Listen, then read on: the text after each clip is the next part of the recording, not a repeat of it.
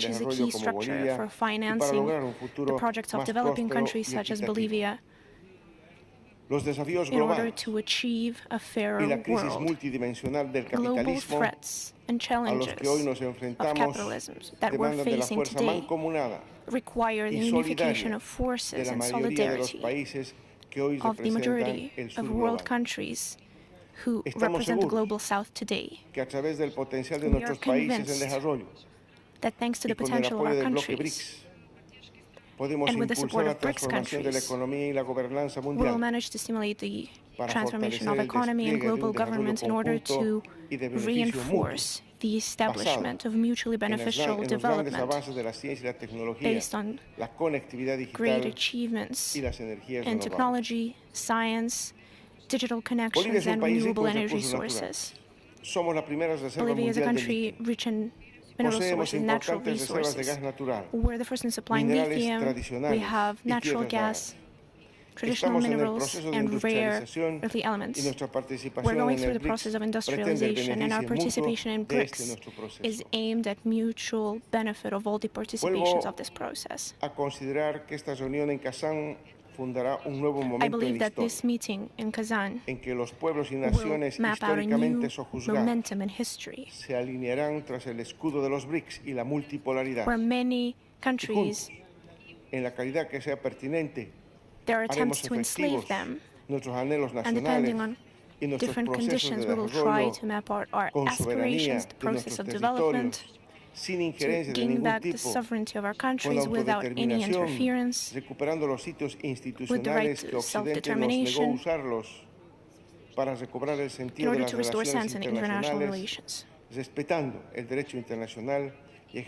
with respect for international law, and while ensuring equality for our nations subjugated to the tyranny and dollar. And at the end of this summit, we believe our results should result in actions that will benefit our nations and will contribute to a promising future for the global development of humankind and our future generations. Thank you very much. Distinguished President, you mentioned the Bretton Woods institutions that was at the basis of international financing system, and I would like to remind everyone that the dollar stability back in the day was ensured with a connection to gold. Then there were other agreements who have detached the dollar from the gold, and the only guarantee of these world currency is the stability of the solar economy, the economy of the United States, its power and domination in the world. Right now, the situation in the world economy naturally shifts, and I would like to point that out naturally. So our task to take these inevitable changes and transformations and make them civilized. This is what we're calmly tackling in the Brics institutions, and we will continue to do it gladly with the countries involved in our process. Please, now I give the floor to the Prime Minister of Armenia. Please, the floor is yours. Thank you very much, President Putin, distinguished heads of delegates, dear colleagues. First of all, I would like to thank you for the invitation to take part in the Outreach Brics Plus meeting, and I would like to express my gratitude to the President of Russian Federation for the hospitality for the organization of today's summit at the highest level. The theme of today's meeting, Brics and Global South, building a better world together, and I believe in this context it is especially relevant, announced by the Armenian government, Transport Communication Project, the crossroads of the world. The meaning of this project is that Armenia is ready and is interested to organize in their territories to pass loads, transports, passengers, of cable routes. This is the shortest route between the Black Sea and the Persian Gulf, through the territory of Islamic Republic of Iran, Armenia, and Georgia. This is the north-south route. This is as well the shortest route between the Caspian and the Marble Sea, through the Azerbaijan, through Armenia and Turkey. This is the direction east-west. And of course, this route can also be used for transport communication connections between Azerbaijan and the Nakhichevan Autonomous Republic. Taking into consideration this approach, we have proposed to Azerbaijan mechanisms of facilitated procedures of trans-border control, as well as ensuring additional security measures, taking into account legal base and with full respect for sovereignty of both states. I would like to once again emphasize that Armenia is capable of providing and will fully provide the secure transition of carriages of transports and of people through our territory. This is our desire, this is our obligation. We will guarantee and we will continue to guarantee it at all times. All claims that Armenia supposedly has agreed that a third party will ensure the security of communications on its sovereign territory, or perhaps it's supposing some document is not real. Dear heads of states and delegation, yesterday the Armenian parliament ratified a document on joint action of Commission on demilitarizing the border and the transnational security between Armenia and Azerbaijan, as well as the State Commission of delimitation of the state border between Azerbaijan and Armenia. After the aforementioned document comes into power in both countries, we can facilitate the process of demilitation between Azerbaijan and Armenia based on the principles of the Almaty Declaration of 1999. I would like to point out separately that the decisions of the Constitutional Court of Armenia on these documents fully took off any concerns of the supposed presence in the Armenian constitution of territorial claims towards neighboring countries. We would like to state that these interpretations are baseless and illegitimate. Dear colleagues, both Armenia and Azerbaijan over the last months have repeatedly stated that the agreement project towards building majors and interstate relations between Armenia and Azerbaijan have been agreed upon almost at 80–90%. We've fully agreed on the phrasing of the mutual improvement of the territorial integrity, of the absence of territorial claims, and the promise not to put forward these claims in the future based on the principle of non-use of force, of non-interference in the internal affairs of one another, with the establishment of diplomatic relations and creation of bilateral mechanisms to reinforce obligations disposed for the sides by the peaceful agreement. Our assessment is the following. As of to date, the project that has been agreed upon already formulates, addresses, and solves all the principal issues necessary to ensure a steady basis for peace and normalized relations between Armenia and Azerbaijan. And we propose to Azerbaijan to sign these agreements. Thank you for your attention. Большое спасибо, уважаемый господин премьер-министр. Thank you very much, Mr. Prime Minister. You've just mentioned the logistical project. I believe this is a very important area of cooperation in the region, and it is of especially great importance that you positively assess to enforce these projects with Azerbaijan and other countries of the region, which over the last years we've spoken at length about. And I would like to point out that the process of demarcation and delimitation of borders, and I believe this is a great path toward peaceful agreement. And this is the goal of our meeting today, to exchange our point of view with the President of Azerbaijan. So I believe this is very in line with our work today. Thank you very much for your address. I now give the floor to the President of Kyrgyzstan, Mr. Zhaparov.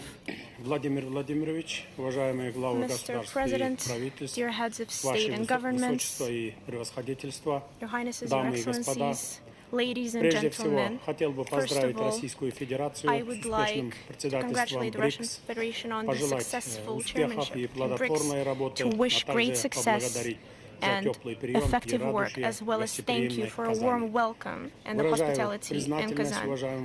I'd like to express my gratitude to Mr. Putin for the kind invitation to take part in this important event. Current busy agenda at Brics reflects the relevance for all of humanity. In this organization, we see a unique platform that promotes principles of sovereign equal rights, mutual respect, and trust, non-interference in internal affairs, and mutual economic development.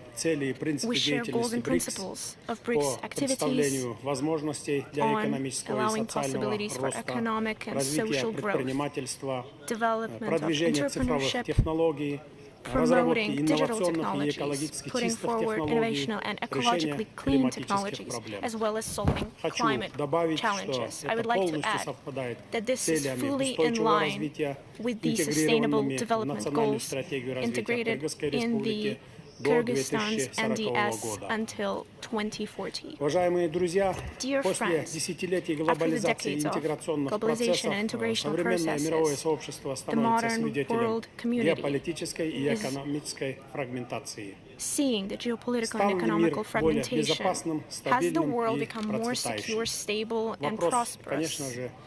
Of course, the question is a rhetorical one. We see today the domination not of the international law, but the right of might. Each year, we see the new lines being drawn, lines of separation. We see higher finances on arms that could be forwarded towards prosperity and towards overcoming economic inequality. Select countries continue to get richer while deterring international trade and manipulating the financial system, which causes great damage to smaller, economically vulnerable countries. Despite the current difficult geopolitical position in the world, Kyrgyzstan does everything in its power for sustainable development, has already achieved attainable progress in this area, especially thanks to mass reforms. The economy of our country over the last years is developing steadily, despite unfavorable external factors and difficulties on the world market. Over the last 3 years, the economic growth has amounted to about 7%. Our experience is a testament that with the right viewpoint, with the political will and good governance, even smaller countries with restricted resources could attain great economic results. We believe that cooperation in combating climate change is especially relevant, and it is especially present in the mountain ecosystems. Climate change, the destruction of ecosystems, and pollution disproportionately affect countries located in the mountains. At the initiative of Kyrgyzstan and with the wide support of mountain countries, we're releasing the 5 years of action for the development of mountain regions for 2023-2027, adopted by the UN General Assembly. Another one of our initiatives is ensuring a new global dialogue on climate change as an annual event. within the UN framework on climate change and forming a discussional group for mountain partnerships. Allow me to take this chance to support the initiatives of Kyrgyzstan side. Ladies and gentlemen, Kyrgyzstan pioneers for just non-discriminatory international world order, common access to the well-being of world economy and modern technologies. External trade should fully serve the sustainable development goals. I believe that working out alternative mechanisms of trans-border payments, new financial instruments, using new digital possibilities, the bettering of payment infrastructure will work towards the growth and effective trade in regional and global scale. Kyrgyzstan is interested in cooperating with the new development bank within financing infrastructural projects as well as projects of sustainable development both in Brics states and in other developing countries, and we hope that its role will continue to grow in order to eradicate poverty, develop infrastructure, and raise our resistance to global challenges. We're ready to share with all those interested participants and partners within our Brics Plus format. We're ready to share our best experience to develop digitalization infrastructural projects in the shift towards a greener economy. Especially high appreciation should be given to the scientific educational cluster of Brics. We see great perspective in developing culture and art cooperation within this format. We're ready to join the development of this important area and to cultural exchanges. In order to democratize international relations, I would like to share following thoughts. First, in order to ensure stable peace in the interest of future generations, we cannot allow the blockage or the division of states for our own and someone else.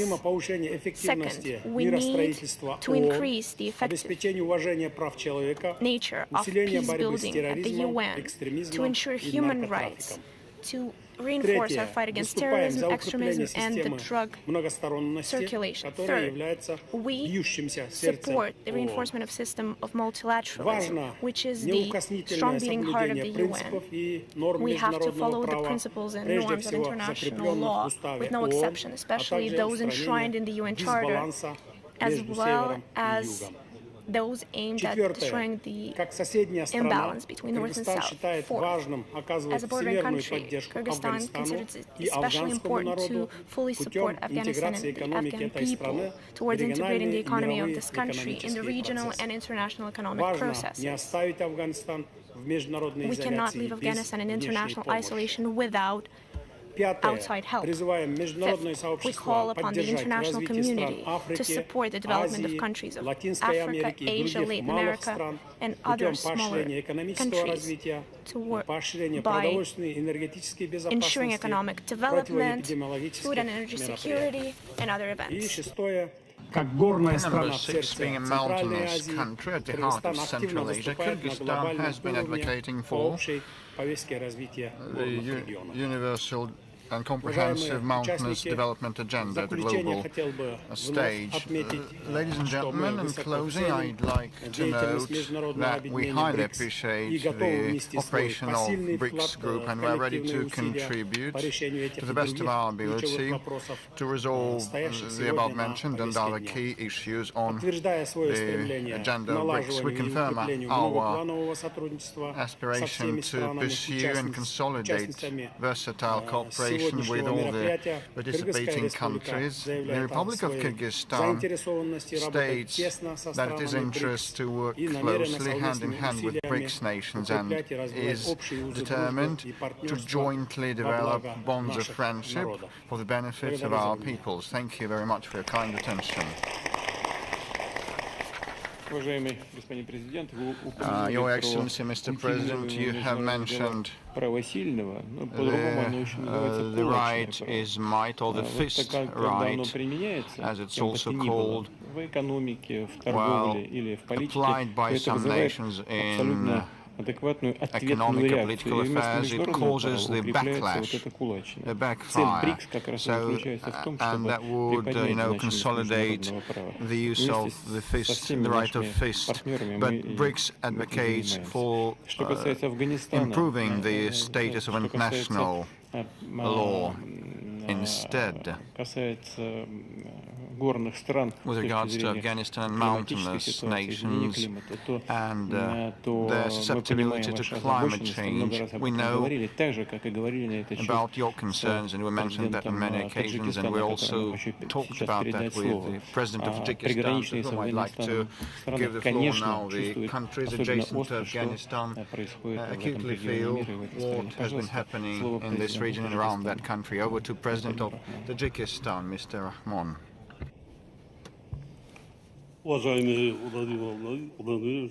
Excellency Vladimir Vladimirovich, Your Excellencies, Heads of State and Delegations, United Nations Secretary General, I would like to begin by expressing gratitude to the President of the Russian Federation, His Excellency Vladimir Vladimirovich Putin, for taking the initiative to hold our meeting.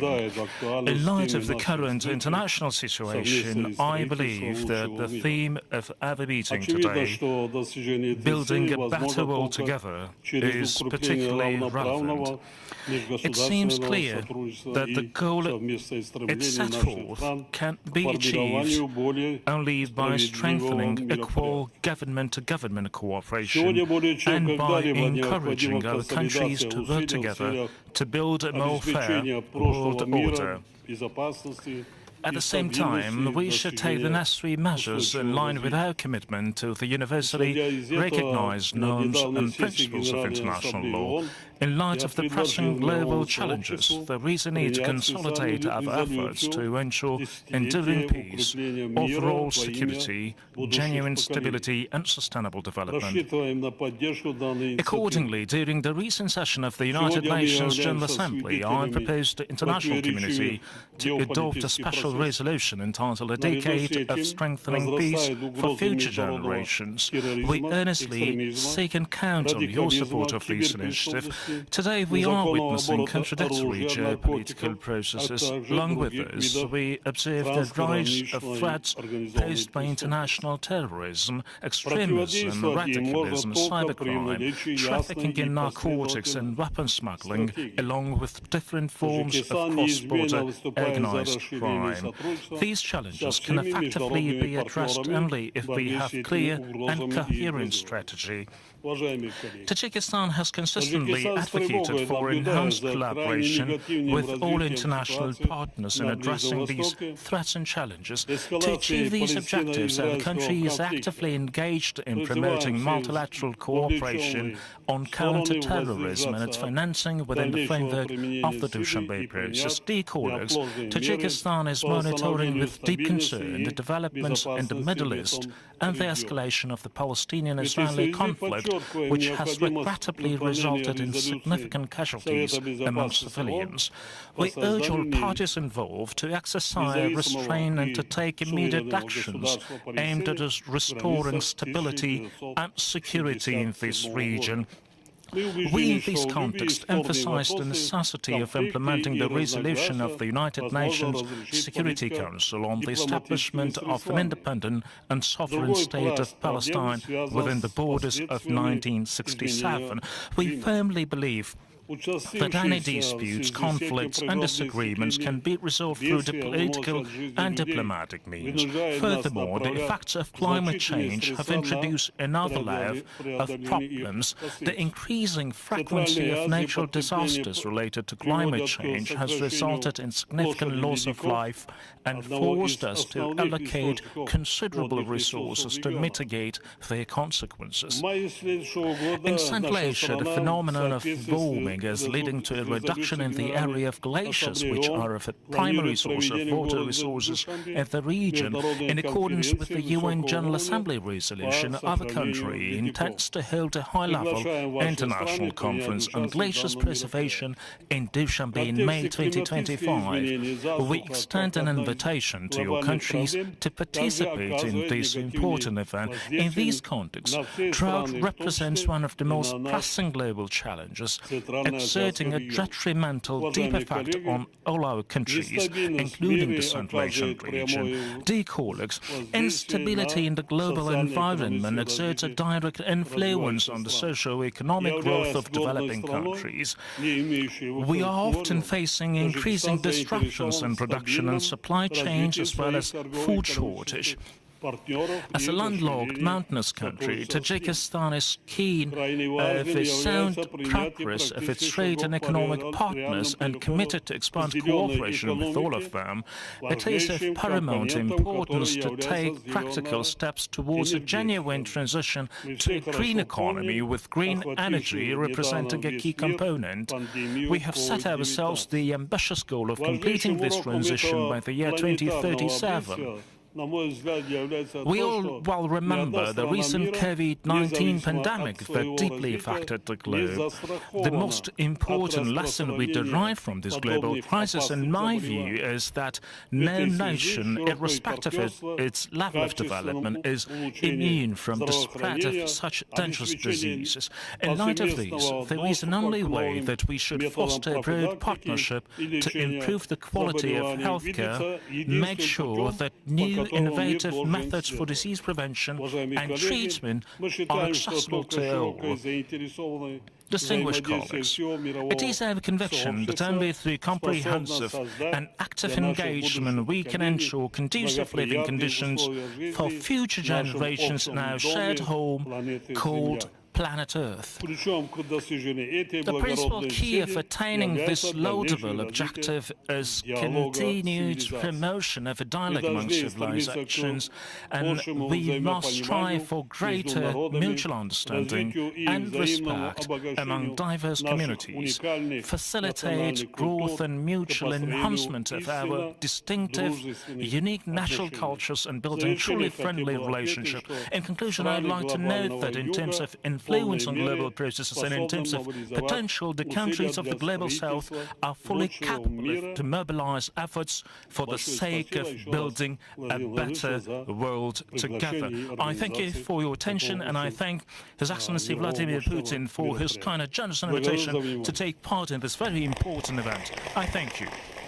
Thank you very much, Your Excellency, Mr. President. You have heeded the glaciers indeed for such countries as Tajikistan, Afghanistan and others. It is a major issue because the ice caps keep thawing and they constitute a source of water supply. And also you mentioned the sanitation, healthcare, standards, quality, fight against epidemics, and medical assistance are very important for humanitarian development. And here, any restrictions would be unacceptable, as well as sanctions motivated by politics. And unfortunately, this happens sometimes, and Brics' main objective is to establish interaction in this respect so that all the nations could enjoy the benefits of sanitation, healthcare and epidemic struggle.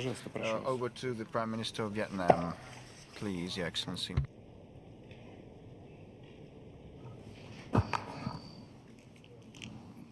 Your Excellency President Vladimir Putin, Excellency leaders, distinguished delegates, I would like to sincerely thank President Putin for inviting Vietnam to participate in the Brics outreach, and thank you for your cordial welcome for us in Kazan. I wish to congratulate the Russian Federation and President Putin on your exemplary leadership as the Brics chair in 2024. Over the past 2 decades, BRICS has asserted a significant role as an important mechanism for close cooperation, sustainable development, and effective resolutions of the common challenges facing humanity. BRICS has inspired and motivated the Global South countries, including Vietnam, on our development path. Distinguished delegates, the world is entering a new era, the era of extensive connectivity and integration, the era of smart technology and innovation.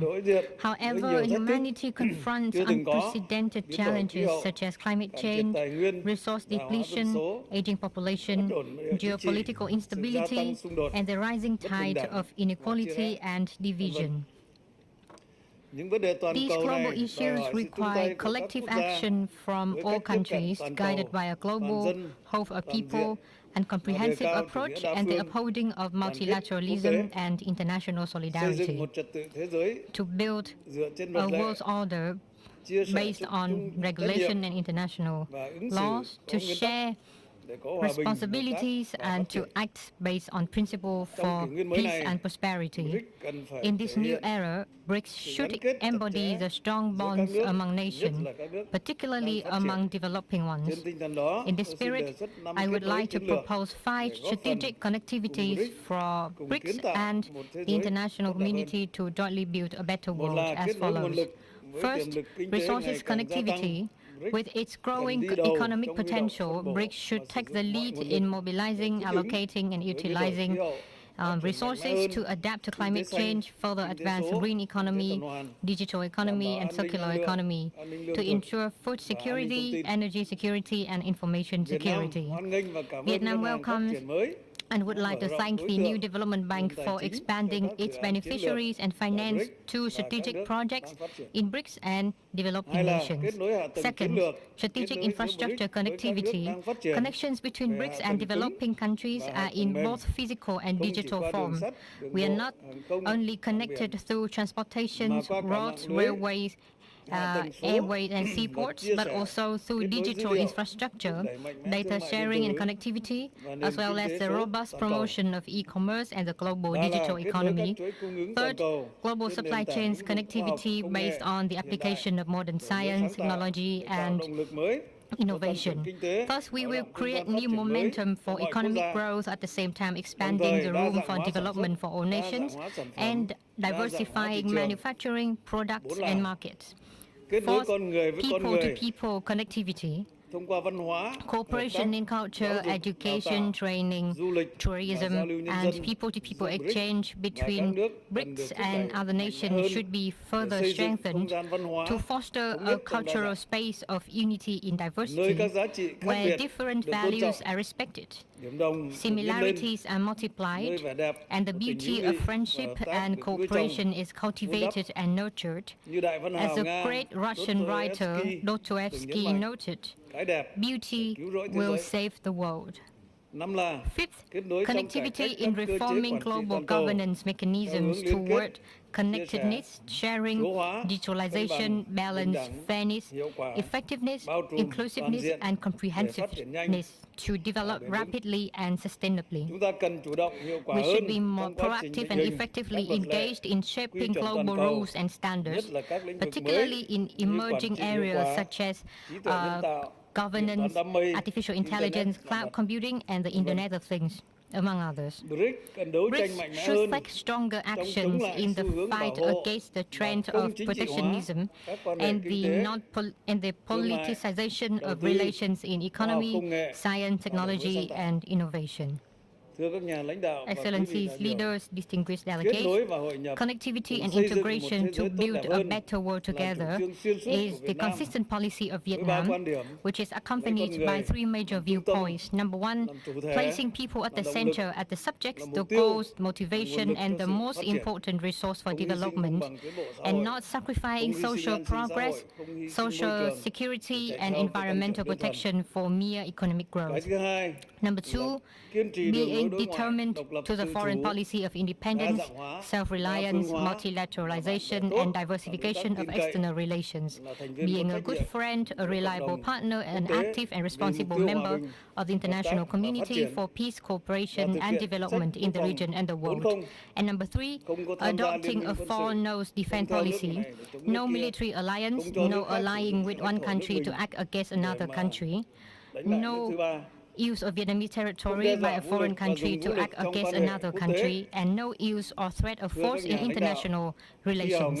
Excellency leaders, Russian renowned writer Maxim Gorky once highlighted, each nation, each country is an indispensable part of the great human body, and only together we can achieve true progress. In that spirit, I am confident that BRICS will be more united and maximize its inherent strengths to collectively build a world of peace, stability, and development. Our President Ho Chi Minh, the world's cultural figure and Vietnam's national hero, asserted, unity, unity, great unity. Success, success, great success. Vietnam stands ready to work with BRICS and the international community to realize the idea of building a better world together. Once again, I would like to congratulate President Putin for the success of this BRICS summit in Kazan. Thank you very much. Спасибо большое, уважаемый господин премьер-министр. Вы затронули много важных и интересных тем, но я бы обратил внимание на одну из них. Вы сказали об общих ценностях стран БРИКС. Так оно и есть. Мы с уважением относимся к традициям стран-участниц, религиям, которые культивируются в этих странах, культуре наших народов. И именно это лежит в основе нашего успеха. Благодарю вас за ваше выступление. И с удовольствием передаю слово президенту Туркменистана Садыру Гурбангуловичу Бердымухамедову. Пожалуйста, прошу. Спасибо большое. Уважаемый глава государств, дамы и господа, прежде всего хотел бы поблагодарить президента Российской Федерации, уважаемого Владимира Владимировича Путина за гостеприимство и радушный прием. Туркменистан впервые участвует в саммите БРИКС плюс Outreach. Благодарим за приглашение на столь представительное мероприятие. Видим в этом уважительное отношение к Туркменистану. Как известно, Туркменистан принимает активное участие в усилиях международного сообщества, направленных на достижение и утверждение в мире принципов сотрудничества, взаимного уважения и учета интересов. Наша страна использует свой нейтральный статус для продвижения миротворческой повестки, обеспечения глобальной и региональной безопасности, утверждения межгосударственных отношений, культуры равноправного диалога, доверия и предсказуемости. Важной составной частью внешнеполитического курса Туркменистана является применение модели нейтралитета, инструментов превентивной дипломатии для предупреждения конфликтных ситуаций, искоренения причин их порождающих. Убеждены в том, что в нынешних условиях базовые принципы нейтралитета являются объективно principles of neutrality are objectively in demand, and with the support of the international community can bring real benefits in ensuring global security. As a responsible state, in this regard, our country has put forward several significant prospects, and we considered important the headquarters in Ashgabat, International Center for Preventive Diplomacy Regional Center, and of course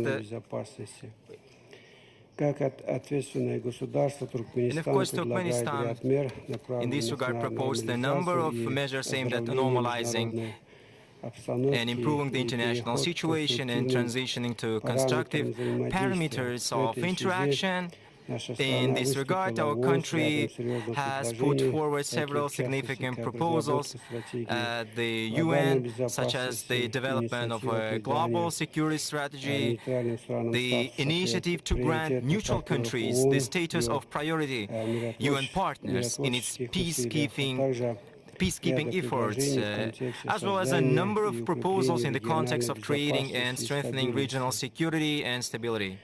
A landmark event in this context was a unanimous support by the UN General Assembly of Turkmenistan's initiative to declare the next year, 2025, the International Year of Peace and Trust.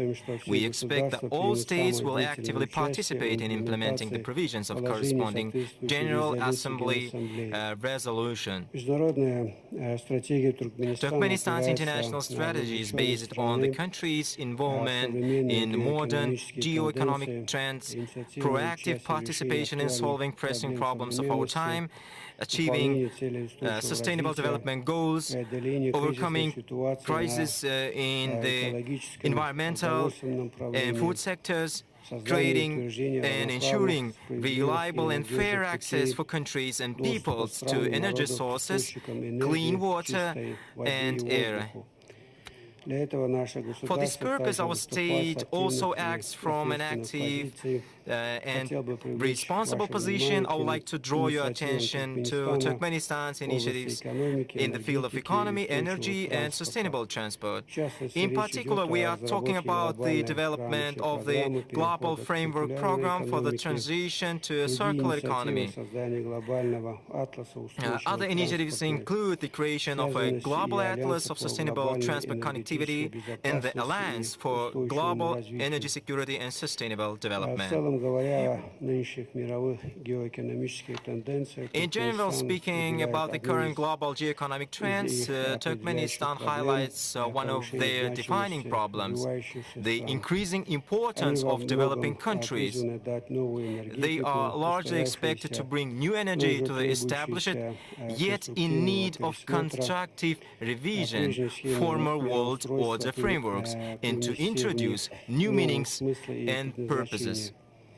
The key component here should be the alignment of the levels of scientific and technological development of states, digitalization and innovative standards, the unconditional priority of environmental criteria in the economy, trade, transport, industry, extraction and processing of raw materials, and a number of other areas.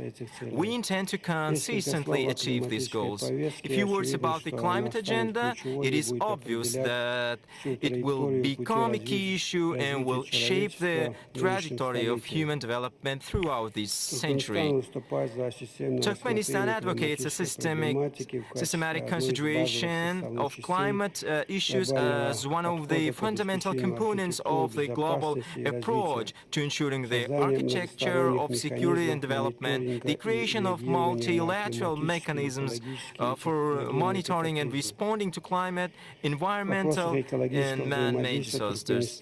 In matters of environmental cooperation, Turkmenistan gives priority to the protection and preservation of the natural landscape in Central Asia, marine resources and biodiversity in the Caspian Sea, and the rational use of water and water energy resources in these regions, taking into account the interests of partners and universally recognized norms of international law.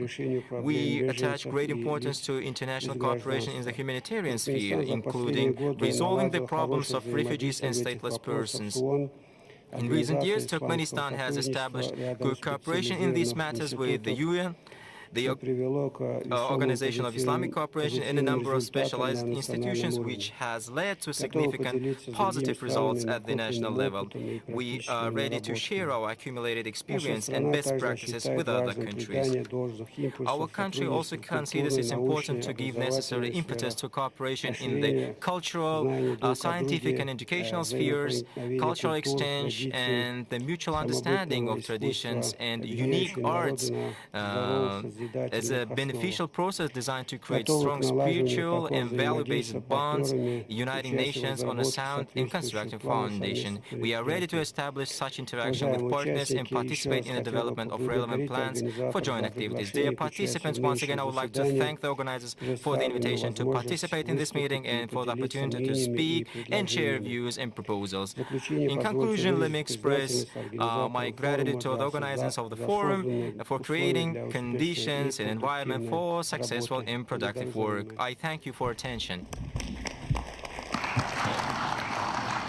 Your Excellency, Mr. President, you have also noted multiple interesting issues, but I would like to emphasize specifically the need to eradicate the root causes of crises in order to eliminate them, and I fully support this stance. It is a fundamental issue. It is the top priority in addressing any crisis, including in overcoming difficult situations that we see worldwide and that have been mentioned today during the discussion. You have also touched upon your efforts in the United Nations.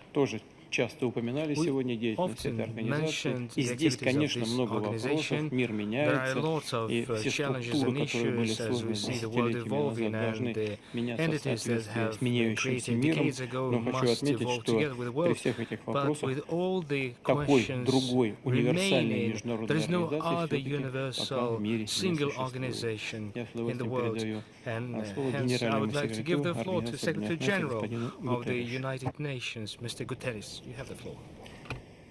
Mr. President, distinguished leaders and representatives, ladies and gentlemen, all protocol observed. I am grateful to participate in the 16th Brics Summit. Collectively, your countries represent nearly half of the world's population.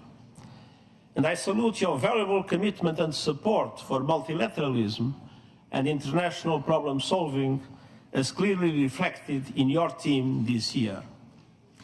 No single group and no single country can act alone or in isolation.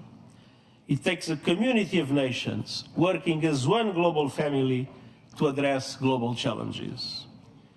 Challenges like the rising number of conflicts, the devastation of climate change, pollution and biodiversity loss, rising inequalities and lingering poverty and hunger, a debt crisis that threatens smoother plans for the future of many vulnerable countries, the fact that fewer than 1/5 of the Sustainable Development Goals are on track, a growing digital divide, and the lack of guardrails for artificial intelligence and other frontier technologies, and the lack of representation of voice for developing countries at global decision-making tables, from the Security Council to the Bretton Woods system and beyond. These must change. September's UN Summit of the Future offered a roadmap for strengthening multilateralism and advancing peace, sustainable development, and human rights. I see 4 areas for action. First, finance. Today's international financial system is not offering many vulnerable countries the safety net or level of support they need. The Pact for the Future calls for accelerating the reform of the international financial architecture that is outdated, ineffective, and unfair. And includes a commitment to move forward with an SDG stimulus, to change the business model and substantially increase the lending capacity of multilateral development banks and their concessional funding to developing countries in vulnerable conditions, to recycle more special drawing rights, to restructure loans for countries drowning in debt, and to mobilize more international and domestic resources, public and private, for vital investments in developing countries. Next year's Conference on Financing for Development and the Summit on Social Development are 2 milestones to carry these efforts forward. And we must also recognize the importance of South-South cooperation. It doesn't replace the commitments and obligations of developed countries, but it is providing a growing contribution to supporting developing countries in overcoming obstacles to achieving the SDGs. Second, climate. Every country has committed to limit temperature rise to 1.5 degrees Celsius. That requires dramatic action to reduce emissions now, with the G20 in the lead. COP29 is just weeks away, and that starts the clock for countries to produce new nationally determined contribution plans with the 2035 targets that are aligned with the 1.5 degree goal. And COP29 must deliver an ambitious and credible outcome on the new climate finance goal. And developed countries must also keep promises to double adaptation finance and ensure meaningful contributions to the loss and damage fund, what was not the case when it was created. Third, technology. Every country must be able to access the benefits of technology. The Global Digital Compact commits to enhanced global cooperation and capacity building. It includes the first truly universal agreement on the international governance of artificial intelligence to give every country a seat at the AI table. It calls for an independent international scientific panel on AI and initiating a global political dialogue on its governance within the United Nations with the participation of all countries. And it requests options for innovative financing for AI capacity building in developing countries. And fourth, peace. We must strengthen and update the machinery of peace. This includes reforms to make the United Nations Security Council reflective of today's world.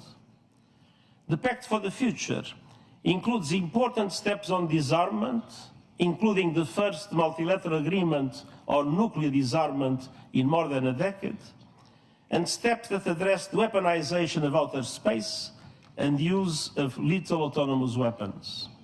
Across the board, we need peace.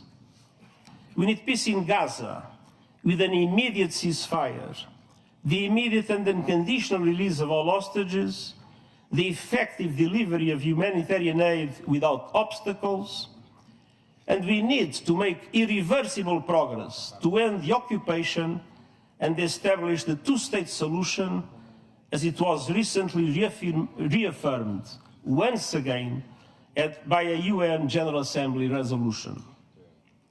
We need peace in Lebanon, with an immediate cessation of hostilities, moving to the full implementation of UN Security Council Resolution 1701. We need peace in Ukraine, a just peace in line with UN Charter, international law, and General Assembly resolutions. We need peace in Sudan, with all parties silencing their guns and committing to a path towards sustainable peace. Those were the messages I have delivered to the high-level segment of the General Assembly in September in New York. Unfortunately, they remain valid here and now. Everywhere, we must uphold the values of the UN Charter, the rule of law, and the principles of sovereignty, territorial integrity, and political independence of all states. Excellencies, ladies and gentlemen, the Summit of the Future charted a course to strengthen multilateralism for global development and security. Now we must turn words into deeds, and we believe Brics can play a very important role in this direction. Thank you very much.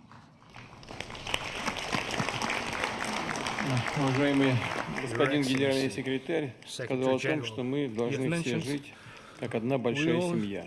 Уважаемый господин генеральный секретарь, мы так и живем. Вот в семьях, к сожалению, часто случаются размолвки, скандалы, дележ имущества. Дело иногда доходит и до драки. Цель Брикс заключается в том, чтобы создать необходимые механизмы взаимодействия и создать благоприятную атмосферу в to общем create доме. conducive Мы conditions этим in our занимаемся и common будем это home. делать, в том This числе is our в effort. тесной This is what координации we're с going to do Организацией Объединенных in Наций. close Спасибо coordination, большое. among others, with the Уважаемые United Nations коллеги, Organization. друзья, Colleagues, у нас friends. сейчас небольшой перерыв, и мы сразу же Now we have a продолжим short recess, работу and we will в формате continue рабочего завтрака. thereafter Благодарю вас. in the format of the working breakfast. Thank you so much.